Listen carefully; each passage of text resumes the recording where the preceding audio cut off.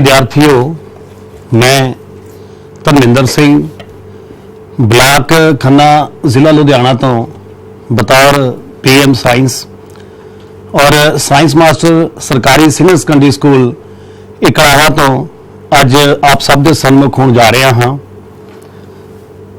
इस तो पहला प्यारे विद्यार्थियों, मैं अपनी गल नूं अगे वधावां। मैंने पूर्ण उम्मीद है कि तुसीं सारे कोरोना वर्गी जी महामारी तो अज बड़े बड़े पद्धर ते सिर्फ अपना मुल्क ही नहीं, सारे वो मुल्क जिहड़े कि विकसित कहाउंदे ने वो सारे प्रभावित ने। इस बीमारी दे चलदियां जिहड़ियां भी प्रिकॉशनस के तौर पर मापदंड सरकार अपनाउण नूं कह रही ने, वो उम्मीद है भी तुसीं सारे उन्हां दी इन विन पालना करके अपने अपने घरां दे विच सुरक्षित होवोगे और तुहाडी चढ़दी कला दी असी वाहिगुरू दे अगे अरदास भी करते हाँ।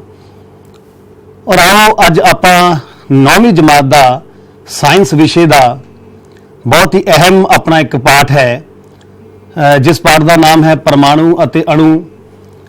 प्यारे विद्यार्थियों, ये पाठ साडे साइंस की पुस्तक का पाठ तीजा है जो कि अपने सिलेबस का एक अहम हिस्सा है। उम्मीद है कि तुसी लगातार साडे नाल जुड़े हुए हो और ऑनलाइन जिहड़ी पढ़ाई चल रही है इसका पूरा लाभ उठाउंदियां अपने भविख नूं मजबूत बना रहे हो। सो अज आपां इस पाठ के उपर चानना पाइए। पाठ का नाम है परमाणु अते अणु। पाठ तीजा है। पाठ परमाणु अते अणु दे विच प्यारे विद्यार्थियों, अज आपां जो सब तो पहला पढ़ांगे वो आप वेखांगे कि परमाणु असल दे विच है कि ते अणु किस नूं आख्या जाता है, इन्हां दी परिभाषा की है, इन्हां दी संयोजना की है, ये किवें बनदे हन, कित्थे इन्हां दा जिहड़ा है इन्हां दी भूमिका जिहड़ी हुंदी है वो हुंदी है, उहदे बारे आपां इहदे बारे गल करांगे। ते उस तो बाद जो है डाल्टन जो कि महान विग्यानी हुए ने, जिन्हां दा खास करके रसायनिक विज्ञान के खेत्र में बहुत बड़ा प्यारे विद्यार्थियों रोल है। आपां वो जो डाल्टन उन्होंने जो भी किया उन्होंने काम ने खास करके साइंस के विषय के नाल संबंधित उन्होंने बारे गल करांगे। उन्होंने की थ्योरीज सानू दित्तियां ने, उन्होंने किहड़े नियम सानू दिते ने, आपां उन्हां दे बारे अज गल करांगे।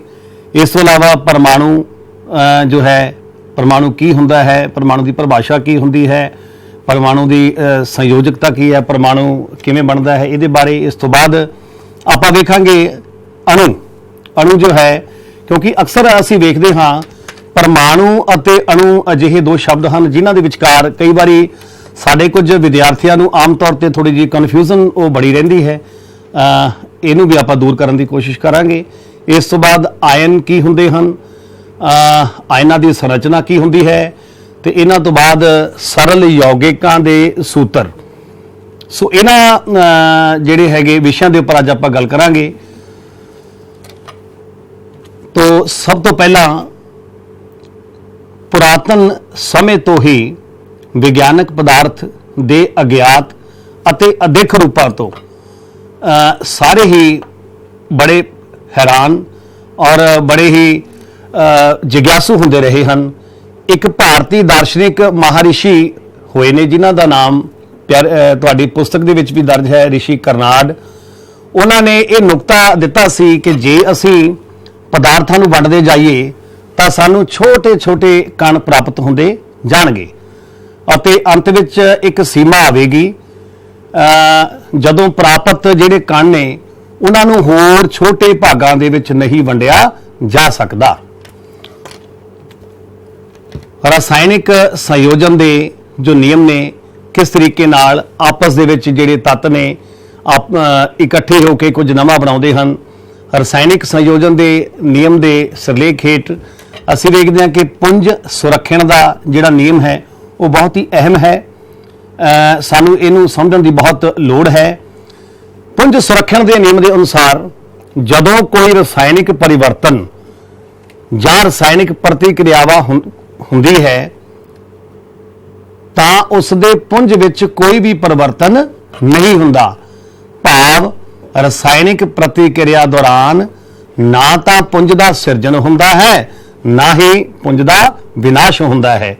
ਮੇਰੇ ਕਹਿਣ ਤੋਂ ਭਾਵ ਪ੍ਰਤੀਕਿਰਿਆ ਹੋਣ ਤੋਂ ਪਹਿਲਾਂ ਆਪਸ ਦੇ ਵਿੱਚ ਕਿਰਿਆ ਕਰ ਰਹੇ ਤੱਤਾਂ ਦਾ ਜਿਹੜਾ ਕੁੱਲ ਪੁੰਜ ਹੁੰਦਾ ਹੈ, ਉਹ ਕਿਰਿਆ ਦੇ ਹੋਣ ਤੋਂ ਬਾਅਦ ਜਿਹੜੇ ਉਤਪਾਦ ਬਣਦੇ ਹਨ ਉਹਨਾਂ ਨੂੰ ਜੇਕਰ ਉਹਨਾਂ ਦੇ ਪੁੰਜ ਨੂੰ ਆਪਾਂ ਮਾਪੀਏ ਤਾਂ ਉਹ ਉਨਾ ਹੀ ਹੁੰਦਾ ਹੈ ਜਿੰਨਾ ਕਿ ਅਭਿਕਾਰਕਾਂ ਦਾ ਪੁੰਜ ਹੁੰਦਾ ਹੈ। ਤੋਂ ਇਸ ਤੋਂ ਆਪਾਂ ਇਹ ਗੱਲ ਸਿੱਧ ਕਰਦੇ ਹਾਂ ਕਿ ਜਿਹੜਾ ਪੁੰਜ ਹੈ ਉਹ ਸੁਰੱਖਿਅਤ ਰਹਿੰਦਾ ਹੈ ਬਿਫੋਰ ਰਿਐਕਸ਼ਨ, ਆਫਟਰ ਰਿਐਕਸ਼ਨ, ਜਾਂ ਕਿਰਿਆ ਤੋਂ ਪਹਿਲਾਂ ਤੇ ਕਿਰਿਆ ਤੋਂ ਬਾਅਦ। ਇਸ ਨੂੰ ਆਪਾਂ ਪੁੰਜ ਸੁਰੱਖਣ ਦਾ ਨਿਯਮ ਆਖਦੇ ਹਾਂ। ਤੇ ਇਸ ਤੋਂ ਬਾਅਦ ਅੱਗੇ ਚੱਲਦੇ ਹਾਂ ਰਸਾਇਣਿਕ ਸੰਯੋਜਨ ਦੇ ਜੋ ਨਿਯਮ ਨੇ। ਬਹੁਤ ਸਾਰੇ ਐਸੇ ਨਿਯਮ ਨੇ ਜੋ ਕਿ ਸਾਡੀ ਇਸ ਪੜ੍ਹਾਈ ਦੇ ਵਿੱਚ ਸਾਨੂੰ ਸਮਝਣ ਲਈ ਬਹੁਤ ਵੱਡੇ ਪੱਧਰ ਤੇ ਜੋ ਹੈ ਸਾਨੂੰ ਸਹਿਯੋਗ ਕਰਦੇ ਹਨ, ਸਾਡਾ ਆਧਾਰ ਬਣਾਉਂਦੇ ਹਨ। ਉਹਨਾਂ ਦੇ ਵਿੱਚੋਂ ਇੱਕ ਬਹੁਤ ਹੀ ਜਿਹੜਾ ਹੈ ਕਿ ਲਾਭਕਾਰੀ ਜੋ ਹੈ ਨਿਯਮ ਹੈ ਉਹ ਹੈ ਸਥਿਰ ਅਨੁਪਾਤ ਦਾ ਨਿਯਮ। ਇਸ ਨਿਯਮ ਦੇ ਅਨੁਸਾਰ ਵਿਗਿਆਨਕਾਂ ਨੇ ਇਸ ਗੱਲ ਤੇ ਚਾਨਣਾ ਪਾਇਆ ਕਿ ਕੋਈ ਵੀ ਯੌਗਿਕ ਦੋ ਜਾਂ ਦੋ ਤੋਂ ਵੱਧ ਤੱਤਾਂ ਦੇ ਮੇਲ ਤੋਂ ਪ੍ਰਾਪਤ ਹੁੰਦਾ ਹੈ। ਇਸ ਤਰ੍ਹਾਂ ਪ੍ਰਾਪਤ ਯੌਗਿਕ ਇਹਨਾਂ ਤੱਤਾਂ ਦਾ ਅਨੁਪਾਤ ਸਥਿਰ ਹੁੰਦਾ ਹੈ, ਮਤਲਬ ਇੱਕੋ ਜਿਹਾ ਹੁੰਦਾ ਹੈ, ਚਾਹੇ ਉਸ ਨੂੰ ਕਿਸੇ ਵੀ ਥਾਂ ਤੋਂ ਪ੍ਰਾਪਤ ਕੀਤਾ ਗਿਆ ਹੋਵੇ। ਉਦਾਹਰਨ ਵਜੋਂ ਪਾਣੀ ਹਾਈਡਰੋਜਨ ਅਤੇ ਆਕਸੀਜਨ ਦੇ ਮਿਲਣ ਤੋਂ ਬਣਿਆ ਹੈ, ਹਾਈਡਰੋਜਨ ਅਤੇ ਆਕਸੀਜਨ ਦੇ ਮੇਲ ਤੋਂ ਬਣਿਆ ਹੈ। ਇਸ ਵਿੱਚ ਹਾਈਡਰੋਜਨ ਅਤੇ ਆਕਸੀਜਨ ਦੇ ਜਿਹੜਾ ਪੁੰਜ ਦਾ ਅਨੁਪਾਤ ਹੁੰਦਾ ਹੈ ਉਹ ਹੁੰਦਾ ਹੈ 1:8। ਭਾਵ ਕਹਿਣ ਦਾ ਕਿ ਤੁਸੀਂ ਪਾਣੀ ਚਾਹੇ ਟੂਟੀ ਤੋਂ ਲੈ ਲਓ, ਪਾਣੀ ਚਾਹੇ ਆਪਾਂ ਸਮੁੰਦਰਾਂ ਤੋਂ ਲਿਆਈਏ, ਕਿਸੇ ਵੀ ਪਾਣੀ ਦੇ ਸੋਮੇ ਤੋਂ, ਖੂਹ ਤੋਂ ਲੈ ਲਈਏ ਜਾਂ ਟਿਊਬਵੈਲ ਤੋਂ ਲੈ ਲਈਏ ਜਾਂ ਨਲਕੇ ਤੋਂ ਲੈ ਲਈਏ, ਪਾਣੀ ਨੂੰ ਕਿਸੇ ਵੀ ਸਰੋਤ ਤੋਂ ਪ੍ਰਾਪਤ ਕਰ ਲਈਏ, ਪਰੰਤੂ ਜਿਹੜੀ ਪਾਣੀ ਦੀ ਅਸਲ ਬਣਤਰ ਹੈ, ਅਸਲ ਉਹਦੀ ਸੰਰਚਨਾ ਹੈ ਉਹ ਇਹੋ ਹੈ ਕਿ ਪਾਣੀ ਹਾਈਡਰੋਜਨ ਅਤੇ ਆਕਸੀਜਨ ਦੇ ਪਰਮਾਣੂਆਂ ਤੋਂ ਮਿਲ ਕੇ ਬਣਿਆ ਹੁੰਦਾ ਹੈ, ਜਿਨ੍ਹਾਂ ਦਾ ਅਨੁਪਾਤ ਹੁੰਦਾ ਹੈ 1:8। ਇਸ ਤੋਂ ਬਾਅਦ ਮੈਂ ਜਿਵੇਂ ਕਿ ਪਹਿਲਾਂ ਹੀ ਗੱਲ ਕੀਤੀ ਸੀ ਕਿ ਆਪਾਂ ਇਸ ਪਾਠ ਦੇ ਵਿੱਚ ਜੋ ਅਹਿਮ ਗੱਲ ਅੱਜ ਪੜ੍ਹਨ ਜਾ ਰਹੇ ਹਾਂ ਉਹ ਹੈ ਮਹਾਨ ਵਿਗਿਆਨੀ ਡਾਲਟਨ ਔਰ ਉਹਨਾਂ ਦੇ ਜਿਹੜੇ ਸਿਧਾਂਤ ਨੇ ਜਿਹੜੇ ਕਿ ਉਹਨਾਂ ਨੇ ਪਰਮਾਣੂਆਂ ਦੇ ਸੰਦਰਭ ਦੇ ਵਿੱਚ ਸਾਨੂੰ ਦਿੱਤੇ ਨੇ। ਡਾਲਟਨ ਪਰਮਾਣੂ ਸਿਧਾਂਤ ਦੇ ਵਿੱਚ ਉਹਨਾਂ ਦਾ ਜਿਹੜਾ ਪਹਿਲਾ ਸਿਧਾਂਤ ਹੈ ਉਹ ਹੈ ਡਾਲਟਨ ਦੇ ਅਨੁਸਾਰ ਸਾਰੇ ਪਦਾਰਥ ਚਾਹੇ ਉਹ ਤੱਤ ਨੇ, ਚਾਹੇ ਯੌਗਿਕ ਨੇ ਜਾਂ ਮਿਸ਼ਰਣ ਨੇ, ਸਾਰੇ ਹੀ ਸੂਖਮ ਕਣਾਂ ਤੋਂ ਬਣੇ ਹੁੰਦੇ ਹਨ ਜਿਨ੍ਹਾਂ ਨੂੰ ਪਰਮਾਣੂ ਕਹਿੰਦੇ ਹਨ। ਉਸ ਤੋਂ ਬਾਅਦ ਹੈ ਸਾਰੇ ਪਦਾਰਥ ਪਰਮਾਣੂਆਂ ਤੋਂ ਬਣਦੇ ਹਨ। ਤੀਜਾ ਹੈ ਪਰਮਾਣੂ ਨਾ ਵੰਡਣ ਯੋਗ ਸੂਖਮ ਕਣ ਹੁੰਦੇ ਹਨ ਜੋ ਰਸਾਇਣਕ ਪ੍ਰਤੀਕਿਰਿਆ ਵਿੱਚ ਨਾ ਤਾਂ ਸਿਰਜਿਤ ਹੁੰਦੇ ਹਨ ਨਾ ਹੀ ਉਹਨਾਂ ਦਾ ਵਿਨਾਸ਼ ਹੁੰਦਾ ਹੈ। ਸੋ ਦਿੱਤੇ ਗਏ ਤੱਤ ਦੇ ਸਾਰੇ ਪਰਮਾਣੂਆਂ ਦਾ ਪੁੰਜ ਅਤੇ ਰਸਾਇਣਕ ਗੁਣ ਸਮਾਨ ਹੁੰਦੇ ਹਨ। ਵੱਖ-ਵੱਖ ਤੱਤਾਂ ਦੇ ਪਰਮਾਣੂਆਂ ਦੇ ਪੁੰਜ ਅਤੇ ਰਸਾਇਣਕ ਗੁਣ ਵੱਖ-ਵੱਖ ਹੁੰਦੇ ਹਨ। ਵੱਖ-ਵੱਖ ਤੱਤਾਂ ਦੇ ਪਰਮਾਣੂ ਆਪਸ ਵਿੱਚ ਛੋਟੀ ਪੂਰਨ ਸੰਖਿਆ ਦੇ ਅਨੁਪਾਤ ਵਿੱਚ ਸੰਯੋਗ ਕਰਕੇ ਯੌਗਿਕ ਬਣਾਉਂਦੇ ਹਨ। ਪਿਆਰੇ ਬੱਚਿਓ, ਇੱਕ ਗੱਲ ਇੱਥੋਂ ਸਾਹਮਣੇ ਨਿਕਲ ਕੇ ਆਉਂਦੀ ਹੈ ਕਿ ਜਿਹੜੇ ਯੌਗਿਕ ਨੇ ਉਹ ਕਿਹਤੋਂ ਬਣਦੇ ਨੇ? ਉਹ ਵੱਖ-ਵੱਖ ਪਰਮਾਣੂਆਂ ਦੇ ਮੇਲ ਤੋਂ ਬਣਦੇ ਹਨ। ਪਰੰਤੂ ਇਹਨਾਂ ਦੇ ਵਿੱਚ ਇੱਕ ਗੱਲ ਜ਼ਰੂਰ ਹੈ ਕਿ ਇਹਨਾਂ ਦਾ ਜਿਹੜਾ ਅਨੁਪਾਤ ਹੈ ਉਹ ਇੱਕ ਨਿਸ਼ਚਿਤ ਅਨੁਪਾਤ ਵਿੱਚ ਜਦੋਂ ਜੁੜਦੇ ਨੇ ਆਪਸ ਦੇ ਵਿੱਚ ਪਰਮਾਣੂ ਤਾਂ ਜਿਹੜਾ ਯੌਗਿਕ ਹੈ ਉਹ ਬਣਦਾ ਹੈ। ਜਿਵੇਂ ਕਿ ਮੈਂ ਪਹਿਲੇ ਦੱਸਿਆ ਸੀ ਕਿ ਜਿਹੜਾ ਪਾਣੀ ਹੈ ਉਹ ਇੱਕ ਯੌਗਿਕ ਹੈ ਤੇ ਉਹ ਜੋ ਯੌਗਿਕ ਹੈ ਉਹ ਪਰਮਾਣੂ ਆਕਸੀਜਨ ਅਤੇ ਹਾਈਡਰੋਜਨ ਦੇ ਮੇਲ ਤੋਂ ਬਣਿਆ ਹੈ ਜਿਨ੍ਹਾਂ ਦਾ ਅਨੁਪਾਤ 1:8 ਹੁੰਦਾ ਹੈ। ਸੋ ਡਾਲਟਨ ਪਰਮਾਣੂ ਸਿਧਾਂਤ ਦਾ ਇੱਕ ਹੋਰ ਅਹਿਮ ਸਿਧਾਂਤ ਹੈ ਕਿਸੇ ਵੀ ਯੌਗਿਕ ਦੇ ਪਰਮਾਣੂਆਂ ਦੀ ਸਾਪੇਖ ਸੰਖਿਆ ਅਤੇ ਕਿਸਮਾਂ ਨਿਸ਼ਚਿਤ ਹੁੰਦੀਆਂ ਹਨ। ਸੋ ਹਰ ਇੱਕ ਪਰਮਾਣੂ ਦਾ ਤੁਸੀਂ ਵੇਖਿਆ ਕਿ ਆਪੋ ਆਪਣਾ ਗੁਣ ਹੁੰਦਾ ਹੈ, ਉਹਨਾਂ ਦੇ ਆਪੋ ਆਪਣੇ ਪੁੰਜ ਹੁੰਦੇ ਹਨ, ਉਹਨਾਂ ਦਾ ਆਪਣਾ ਕਿਰਿਆ ਕਰਨ ਦਾ ਜਿਹੜਾ ਹੈ ਇੱਕ ਉਹਨਾਂ ਦੀ ਪ੍ਰਵਿਰਤੀ ਹੁੰਦੀ ਹੈ। ਸੋ ਇਹ ਜੋ ਸਾਨੂੰ ਸਿਧਾਂਤ ਨੇ ਮਹਾਨ ਵਿਗਿਆਨੀ ਡਾਲਟਨ ਉਹਨਾਂ ਨੇ ਸਾਨੂੰ ਇਹ ਦੱਸੇ ਨੇ। ਉਸ ਤੋਂ ਬਾਅਦ ਹੈ ਪਰਮਾਣੂ, ਜੋ ਕਿ ਇਸ ਪਾਠ ਦਾ ਬਹੁਤ ਹੀ ਅਹਿਮ ਹਿੱਸਾ ਹੈ। ਪਰਮਾਣੂ ਪਿਆਰੇ ਬੱਚਿਓ, ਪਰਮਾਣੂ ਨੂੰ ਆਮ ਅਸੀਂ ਇੰਗਲਿਸ਼ ਭਾਸ਼ਾ ਦੇ ਵਿੱਚ ਜੋ ਹੈ ਐਟਮ ਦੇ ਨਾਮ ਨਾਲ ਪੁਕਾਰਦੇ ਹਾਂ। ਬੱਚਿਓ, ਕੀ ਤੁਸੀਂ ਕਦੇ ਕਿਸੇ ਇਮਾਰਤ ਦੀ ਬਣਤਰ ਦੇਖੀ ਹੈ? ਇਹਨਾਂ ਦੀਵਾਰਾਂ ਨਾਲ ਇੱਕ ਕਮਰਾ ਅਤੇ ਕਈ ਕਮਰਿਆਂ ਦੇ ਸਮੂਹ ਨਾਲ ਇੱਕ ਵਿਸ਼ਾਲ ਇਮਾਰਤ ਹੁੰਦੀ ਹੈ। ਆਪਾਂ ਵੇਖਦੇ ਹਾਂ, ਆਪਾਂ ਸਾਰੇ ਇਸ ਗੱਲ ਤੋਂ ਜਾਣੂ ਹਾਂ, ਆਪਣੇ ਆਸ-ਪਾਸ ਬਹੁਤ ਸਾਰੀਆਂ ਅਸੀਂ ਇੱਦਾਂ ਦੀ ਇਮਾਰਤਾਂ ਨੂੰ ਵੇਖਦੇ ਹਾਂ ਕਿ ਵੱਖ-ਵੱਖ ਕਮਰਿਆਂ ਨੂੰ ਜੋੜ ਕੇ ਫਿਰ ਉਹਨਾਂ ਦੀਆਂ ਜਿਹੜੀਆਂ ਵੱਡੀਆਂ-ਵੱਡੀਆਂ ਕੰਧਾਂ ਦੇ ਨਾਲ ਉਸਾਰ ਕੇ, ਛੱਤਾਂ ਦੇ ਨਾਲ ਉਸਾਰ ਕੇ ਉਹਨਾਂ ਨੂੰ ਬਣਾਇਆ ਜਾਂਦਾ ਹੈ। ਤਾਂ ਇਸ ਤਰ੍ਹਾਂ ਇਸ ਵਿਸ਼ਾਲ ਇਮਾਰਤ ਦੀ ਰਚਨਾਤਮਕ ਇਕਾਈ ਇੱਟ ਹੋਵੇਗੀ। ਮੇਰੇ ਕਹਿਣ ਦਾ ਭਾਵ, ਬਿਲਡਿੰਗ ਭਾਵੇਂ ਬਹੁਤ ਵੱਡੀ ਹੋਵੇ ਪਰੰਤੂ ਉਹ ਅਸਲ ਦੇ ਵਿੱਚ ਇੱਕ ਇੱਟ ਤੋਂ ਸ਼ੁਰੂ ਹੁੰਦਾ ਹੈ ਕੰਮ। ਇੱਟ ਦੇ ਨਾਲ ਇੱਟ ਜੋੜ ਕੇ ਫਿਰ ਵੱਡੀਆਂ ਇਮਾਰਤਾਂ ਅਸੀਂ ਪ੍ਰਾਪਤ ਕਰਦੇ ਹਾਂ। ਸੋ ਇਸੇ ਤਰ੍ਹਾਂ ਕਿਸੇ ਪਹਾੜ ਦੀ ਜੇ ਰਚਨਾਤਮਕ ਇਕਾਈ ਦੀ ਗੱਲ ਕਰੀਏ, ਇੱਕ ਛੋਟਾ ਜਿਹਾ ਰੇਤ ਦਾ ਕਣ ਹੁੰਦਾ ਹੈ। ਸੋ ਬਿਲਕੁਲ ਇਸੇ ਤਰੀਕੇ ਨਾਲ ਜੋ ਪਦਾਰਥ ਹੁੰਦਾ ਹੈ ਉਸ ਦੀ ਰਚਨਾਤਮਕ ਇਕਾਈ ਪਰਮਾਣੂ ਹੁੰਦੀ ਹੈ। ਮੇਰੇ ਕਹਿਣ ਤੋਂ ਭਾਵ, ਪਦਾਰਥ ਅਸਲ ਦੇ ਵਿੱਚ ਪਰਮਾਣੂਆਂ ਦੇ ਮੇਲ ਤੋਂ ਬਣਿਆ ਹੁੰਦਾ ਹੈ। ਹੁਣ ਗੱਲ ਆ ਗਈ ਪਰਮਾਣੂ ਦਾ ਆਕਾਰ। ਇਹ ਵੀ ਬਹੁਤ ਜਿਗਿਆਸਾ ਦਾ ਇੱਕ ਪ੍ਰਸ਼ਨ ਹੈ ਕਿ ਪਰਮਾਣੂ ਬਹੁਤ ਹੀ ਸੂਖਮ ਹੁੰਦਾ ਹੈ। ਕੀ ਇਸ ਨੂੰ ਕਦੇ ਕਿਸੇ ਨੇ ਵੇਖਿਆ ਹੈ? ਬਹੁਤ ਸਾਰੇ ਅਜਿਹੇ ਸਵਾਲ ਹਨ ਜੋ ਅਕਸਰ ਸਾਡੇ ਜ਼ਿਹਨ ਦੇ ਵਿੱਚ, ਸਾਡੇ ਦਿਮਾਗ ਦੇ ਵਿੱਚ ਆਉਂਦੇ ਰਹਿੰਦੇ ਹਨ। ਸੋ ਪਰਮਾਣੂ ਦਾ ਜਿਹੜਾ ਆਕਾਰ ਹੈ, ਆਓ ਉਸ ਦੇ ਬਾਰੇ ਆਪਾਂ ਗੱਲ ਕਰ ਲਈਏ। ਪਰਮਾਣੂ ਬਹੁਤ ਛੋਟੇ ਹੁੰਦੇ ਹਨ। ਇਹ ਕਿਸੇ ਵੀ ਵਸਤੂ ਜਿਸ ਦੀ ਅਸੀਂ ਕਲਪਨਾ ਜਾਂ ਤੁਲਨਾ ਕਰ ਸਕਦੇ ਹਾਂ ਤੋਂ ਵੀ ਛੋਟੇ ਹੁੰਦੇ ਹਨ।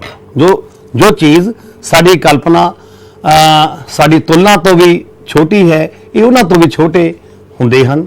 ਲੱਖਾਂ ਪਰਮਾਣੂਆਂ ਨੂੰ ਜਦੋਂ ਇੱਕ ਦੇ ਉੱਪਰ ਇੱਕ ਚੱਠੇ ਦੇ ਰੂਪ ਦੇ ਵਿੱਚ ਆਪਾਂ ਰੱਖ ਕੇ ਵੇਖੀਏ, ਉਹਦੀ ਕਲਪਨਾ ਕਰੀਏ, ਤਾਂ ਬੜੀ ਮੁਸ਼ਕਿਲ ਨਾਲ ਕਾਗਜ਼ ਦੀ ਇੱਕ ਸ਼ੀਟ ਜਿੰਨੀ ਮੋਟੀ ਪਰਤ ਬਣ ਸਕੇਗੀ। ਤੁਸੀਂ ਵੇਖਦੇ ਹੋ ਕਿ ਕਿੰਨੀ ਬਾਰੀਕ ਜਿਹੜੀ ਹੈ ਇਹਦੀ ਸੰਰਚਨਾ ਹੋਵੇਗੀ, ਕਿੰਨਾ ਬਾਰੀਕ ਸਾਡਾ ਜਿਹੜਾ ਪਰਮਾਣੂ ਹੈ ਉਹ ਹੁੰਦਾ ਹੈ। ਸੋ ਜੇ ਮੈਂ ਗੱਲ ਕਰਾਂ ਪਰਮਾਣੂ ਦਾ ਜਿਹੜਾ ਅਰਧ ਵਿਆਸ ਹੈ, ਇਸ ਪਰਮਾਣੂ ਦੇ ਅਰਧ ਵਿਆਸ ਨੂੰ ਨੈਨੋਮੀਟਰ ਦੇ ਵਿੱਚ ਮਾਪਿਆ ਜਾਂਦਾ ਹੈ। 1 ਨੈਨੋਮੀਟਰ ਦੀ ਜਿਹੜੀ ਵੈਲਿਊ ਹੈ ਉਹ ਹੁੰਦੀ ਹੈ 10 ਦੀ ਪਾਵਰ -9 ਮੀਟਰ। ਮਤਲਬ ਆਪਾਂ ਇਸ ਸੰਖਿਆਤਮਕ ਤੋਂ ਆਪਾਂ ਜਿਹੜਾ ਅੰਦਾਜ਼ਾ ਲਾ ਸਕਦੇ ਹਾਂ, ਸੰਖਿਆ ਤੋਂ ਲਾ ਸਕਦੇ ਹਾਂ ਵੀ ਕਿੰਨਾ ਬਰੀਕ ਜਿਹੜਾ ਹੈ ਪਰਮਾਣੂ ਹੋ ਸਕਦਾ ਹੈ, ਜਿਸ ਦੀ ਕਿ ਨੈਨੋਮੀਟਰਾਂ ਦੇ ਵਿੱਚ ਮਿਣਤੀ ਹੁੰਦੀ ਹੈ, ਉਹਨੂੰ ਮਾਪਿਆ ਜਾਂਦਾ ਹੈ। ਸੋ ਉਸ ਤੋਂ ਬਾਅਦ ਆਪਾਂ ਗੱਲ ਕਰਦੇ ਹਾਂ ਸਾਪੇਖ ਆਕਾਰ ਦੀ। ਸਾਪੇਖ ਆਕਾਰ ਦੀ ਬੇਟਾ ਜੇ ਤੇ ਗੱਲ ਕਰੀਏ ਤਾਂ ਤੁਹਾਡੇ ਸਾਹਮਣੇ ਤੁਸੀਂ ਵੇਖ ਰਹੇ ਹੋ ਕਿ ਇੱਕ ਪਾਸੇ ਤਾਂ ਵੱਖ-ਵੱਖ ਕਿਸਮ ਦੇ ਜਿਹੜੇ ਕਣ ਨੇ ਜਾਂ ਵੱਖ-ਵੱਖ ਕਿਸਮ ਦੇ ਤੱਤ ਨੇ, ਉਹਨਾਂ ਦੀਆਂ ਉਦਾਹਰਨਾਂ ਦਿੱਤੀਆਂ ਗਈਆਂ ਨੇ। ਬਿਲਕੁਲ ਉਹਨਾਂ ਦੇ ਬਰਾਬਰ ਉਹਨਾਂ ਦੇ ਜਿਹੜੇ ਅਰਧ ਵਿਆਸ ਨੇ ਉਹਨਾਂ ਦੀ ਗੱਲ ਕੀਤੀ ਹੋਈ ਹੈ।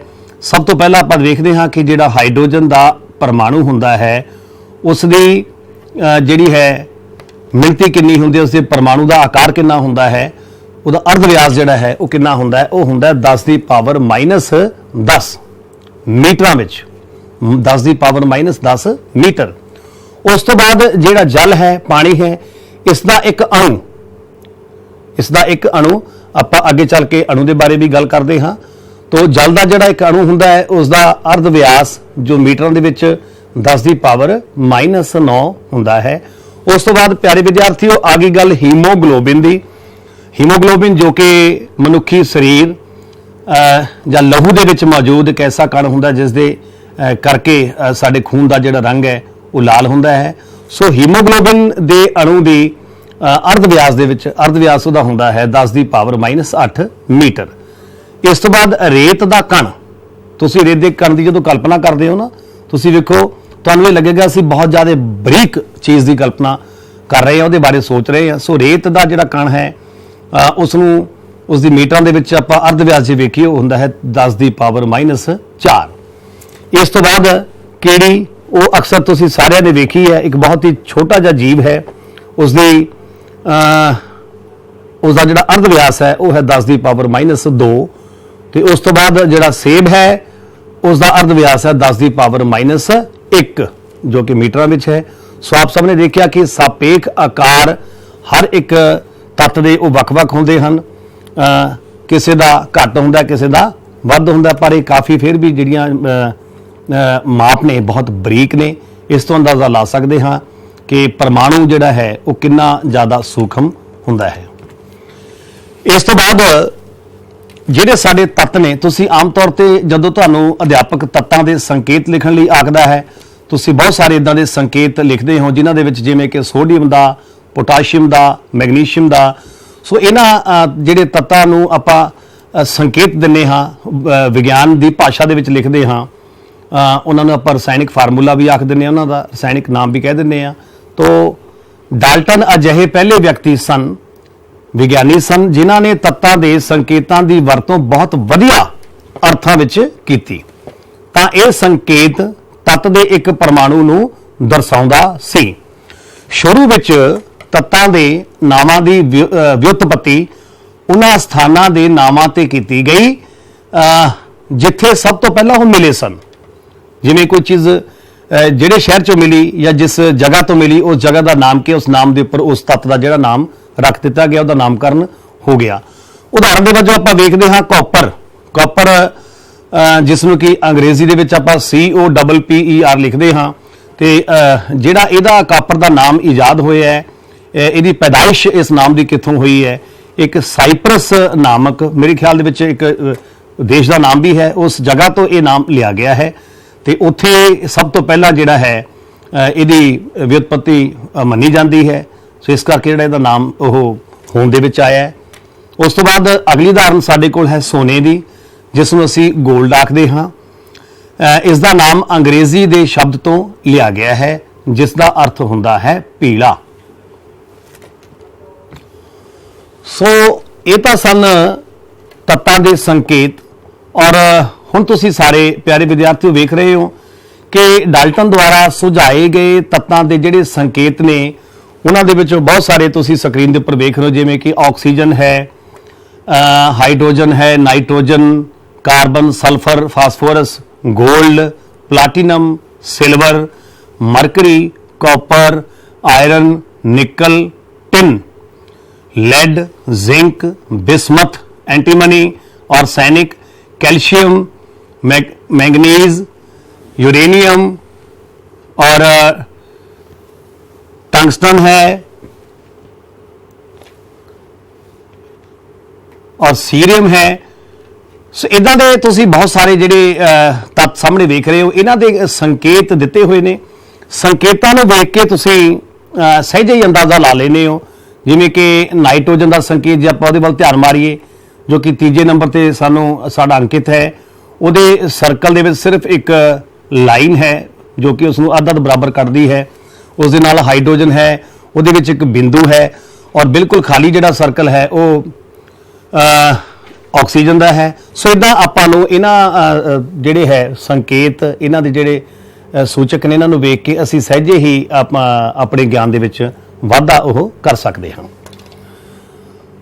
इस तो बाद आगे अजकल जिहड़े तत्तां दे नाम चल रहे ने, अजकल तत्तां दे नामां नूं जो कि साडा अज दा समा है, IUPAC एक बहुत बड़ी संस्था है जो कि अंतरराष्ट्रीय संस्था है। IUPAC जिसका कि पूरा नाम है international union of pure and applied chemistry. इस संस्था वालों ये जो मंजूरी देंदी है तां जिहड़े तत्तां दे नाम ने वो होंद विच आउंदे ने। आम तौर पर तत्तां दे संकेत नूं उन्हां दे अंग्रेजी नामां दे एक जां दो तो वध अखरां दे बने हुंदे हन। किसी संकेत दे पहले अखर नूं हमेशा वड्डा अखर अते दूजे अखर नूं छोटे अखर विच लिखिया जांदा है। उदाहरण वजों तुसीं वेखदे हो हाइड्रोजन, ये सिंगल है, इस करके इहनूं वड्डे कैपीटल H नाल लिखिया गया है। एल्यूमीनियम है, इहदा जिहड़ा पहला अखर है A वो वड्डा है ते दूजा अखर L वो कैपीटल है, स्मॉल है, sorry, A capital then small L, ना कि आप दोनों ही जिहड़े कैपीटल पा दईए। सो इस तरीके नाल सानूं समझना पवेगा। जिवें कि कोबाल्ट है, इहदा वड्डा अखर C ते नाल दा जिहड़ा दूजा अखर है वो O है, तां कोबाल्ट बनदा है। अदरवाइज जे इहनूं C भी और O भी बराबर साइज दी आपां लिख दईए तां ओह कार्बन मोनोआक्साइड दा सूचक बन जाएगा।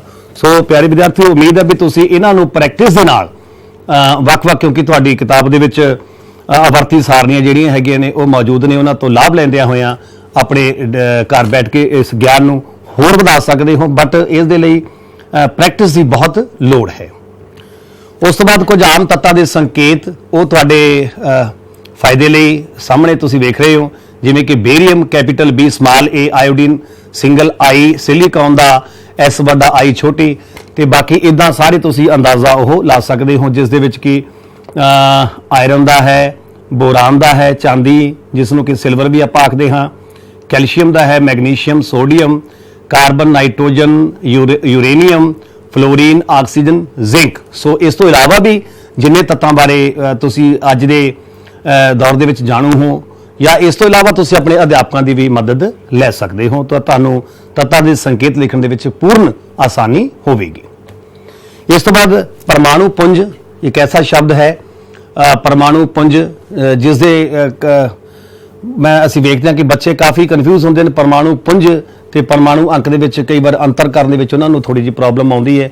ਤੋਂ ਆਓ ਪਰਮਾਣੂ ਪੁੰਜ ਦੀ ਗੱਲ ਕਰੀਏ। ਡਾਲਟਨ ਦੇ ਪਰਮਾਣੂ ਸਿਧਾਂਤ ਦੀ ਵਿਸ਼ੇਸ਼ ਸੰਕਲਪਨਾ ਪਰਮਾਣੂ ਪੁੰਜ ਸੀ। ਉਹਨਾਂ ਦੇ ਅਨੁਸਾਰ ਹਰ ਇੱਕ ਤੱਤ ਦਾ ਵਿਸ਼ੇਸ਼ ਪਰਮਾਣੂ ਪੁੰਜ ਹੁੰਦਾ ਹੈ, ਹਰ ਇੱਕ ਤੱਤ ਦਾ ਇੱਕ ਆਪਣਾ ਪਰਮਾਣੂ ਪੁੰਜ ਹੁੰਦਾ ਹੈ। ਡਾਲਟਨ ਦੇ ਸਿਧਾਂਤ ਸਥਿਰ ਅਨੁਪਾਤ ਦੇ ਨਿਯਮ ਨੂੰ ਵਰਤੋਂ ਵਿੱਚ ਲਿਆ ਕੇ ਵਿਗਿਆਨਿਕ ਪਰਮਾਣੂ ਪੁੰਜ ਨੂੰ ਮਾਪਣ ਲਈ ਅੱਗੇ ਵਧੇ। ਪਰਮਾਣੂ ਪੁੰਜ ਨੂੰ ਮਾਪਣਾ ਬੜਾ ਮੁਸ਼ਕਲ ਕੰਮ ਸੀ, ਇਸ ਲਈ ਰਸਾਇਣਿਕ ਸੰਯੋਜਨਾਂ ਦੇ ਨਿਯਮਾਂ ਦੀ ਵਰਤੋਂ ਅਤੇ ਉਪਜੇ ਯੌਗਿਕਾਂ ਦੇ ਦੁਆਰਾ ਸਾਪੇਖ ਪਰਮਾਣੂ ਪੁੰਜਾਂ ਨੂੰ ਪਤਾ ਕੀਤਾ ਗਿਆ। ਸ਼ੁਰੂ ਵਿੱਚ ਪਰਮਾਣੂ ਪੁੰਜ ਨੂੰ AMU, ਜਿਸ ਨੂੰ ਕਿ ਅਸੀਂ ਐਟੋਮਿਕ ਮਾਸ ਯੂਨਿਟ ਆਖਦੇ ਹਾਂ, ਦੁਆਰਾ ਸੰਖੇਪ ਵਿੱਚ ਲਿਖਦੇ ਸਨ, ਪਰ ਅੱਜ ਕੱਲ੍ਹ ਨੂੰ ਇਸ ਨੂੰ ਅੰਗਰੇਜ਼ੀ ਦੇ ਛੋਟੇ ਅੱਖਰ U ਦੇ ਨਾਲ ਅੰਕਿਤ ਕੀਤਾ ਜਾਂਦਾ ਹੈ, ਲਿਖਿਆ ਜਾਂਦਾ ਹੈ, ਜਿਸ ਦਾ ਨਾਮ ਯੂਨੀਫਾਈਡ ਦਿੱਤਾ ਗਿਆ ਹੈ। ਸੋ ਯੂਨੀਫਾਈਡ ਪੁੰਜ ਦੁਆਰਾ ਲਿਖਿਆ ਜਾਂਦਾ ਹੈ। ਸੋ ਸਮੇਂ ਦੇ ਨਾਲ ਜਿਹੜੀਆਂ ਤਬਦੀਲੀਆਂ ਹੁੰਦੀਆਂ ਨੇ ਉਹਨਾਂ ਤੋਂ ਜਾਣੂ ਹੋਣਾ ਵੀ ਸਾਡੇ ਲਈ ਬਹੁਤ ਬਹੁਤ ਜ਼ਰੂਰੀ ਹੈ। ਉਸ ਤੋਂ ਬਾਅਦ ਕੁਝ ਤੱਤਾਂ ਦੇ ਪਰਮਾਣੂ ਪੁੰਜਾਂ ਦੀ ਗੱਲ ਕੀਤੀ ਹੋਈ ਹੈ, ਇਹ ਵੀ ਤੁਹਾਡੀ ਕਿਤਾਬ ਦੇ ਵਿੱਚ ਬਹੁਤ ਹੀ ਵਧੀਆ ਢੰਗ ਦੇ ਨਾਲ ਅੰਕਿਤ ਨੇ। ਤੁਸੀਂ ਇਹਨਾਂ ਨੂੰ ਪੜ੍ਹ ਕੇ ਇਹਨਾਂ ਦੀ ਪ੍ਰੈਕਟਿਸ ਕਰਕੇ ਆਪਣੀ ਜਾਣਕਾਰੀ ਵਿੱਚ ਵਾਧਾ ਕਰ ਸਕਦੇ ਹੋ। ਸੋ ਕੁਝ ਤੱਤਾਂ ਦੇ ਨਾਮ, ਜਿਵੇਂ ਕਿ ਹਾਈਡਰੋਜਨ ਇਸ ਦਾ ਪਰਮਾਣੂ ਪੁੰਜ 1 ਹੈ, ਕਾਰਬਨ ਦਾ 12 ਹੈ, ਨਾਈਟ੍ਰੋਜਨ 14, ਆਕਸੀਜਨ ਦਾ 16 ਔਰ ਸੋਡੀਅਮ ਦਾ 23, ਮੈਗਨੀਸ਼ੀਅਮ ਦਾ 24, ਸਲਫਰ ਦਾ 32, ਕਲੋਰੀਨ ਦਾ 35.5 ਔਰ ਕੈਲਸ਼ੀਅਮ ਦਾ ਜੋ ਹੈ 40। ਸੋ ਇਸ ਤੋਂ ਇਲਾਵਾ ਵੀ ਜਿਹੜੇ ਹੈਗੇ ਹੈ ਪਰਮਾਣੂ ਪੁੰਜਾਂ ਦੀ ਗੱਲ ਤੁਹਾਡੀ ਕਿਤਾਬ ਦੇ ਵਿੱਚ ਕੀਤੀ ਹੈ, ਤੁਸੀਂ ਉਹਦੀ ਪ੍ਰੈਕਟਿਸ ਦੇ ਨਾਲ ਆਪਣੇ ਗਿਆਨ ਦੇ ਵਿੱਚ ਵਾਧਾ ਕਰ ਸਕਦੇ ਹੋ। ਸੋ ਪਿਆਰੇ ਵਿਦਿਆਰਥੀਓ, ਅਸੀਂ ਵੇਖਦੇ ਹਾਂ